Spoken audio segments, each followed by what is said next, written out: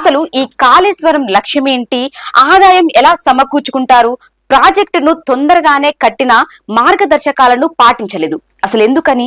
నిధుల కేటాయింపునకు కేబినెట్ ఆమోదం ఉందా?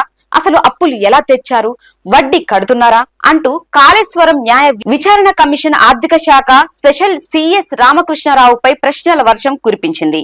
మంగళవారం హైదరాబాద్ లోని బీఆర్కేఆర్ భవన్ లో కాళేశ్వరం న్యాయ విచారణ కొనసాగింది.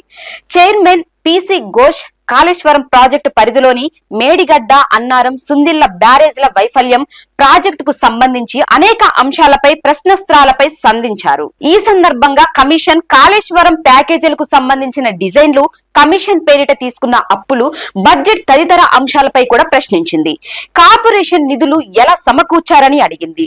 డిజైన్లకు బాధ్యత ఎవరిదని ప్రశ్నించగా అంతా ప్రభుత్వానిదేనంటూ రామకృష్ణారావు సమాధానమిచ్చారు. పరిశ్రమలకు నీళ్లు అమ్మడం ద్వారా ఆదాయాన్ని సమకూర్చుకోవాలని లక్ష్యంగా పెట్టుకున్నామని వివరించారు. నిర్మాణంలో కోర్ కమిటీ రికార్డులు లేవని కమిషన్ ముందు చెప్పారు. ప్రాజెక్టుకు సంబంధించి ఫైళ్లు కేబినెట్ లో ఆమోదం పొందలేదంటూ రామకృష్ణారావుకు కమిషన్ ఫైళ్లను చూపింది. అసెంబ్లీలో కాళేశ్వరం ప్రాజెక్టుకు భౌతిక పరమైన విధానాల నివేదికను పెట్టలేదని కమిషన్ గుర్తు చేసింది. నిధుల విడుదల విషయంలో బిజినెస్ రూల్స్ పాటించలేదని, ఆర్థిక పరమైన అంశాల్లోనూ రికార్డులు నిర్వహించలేదని తెలిపింది.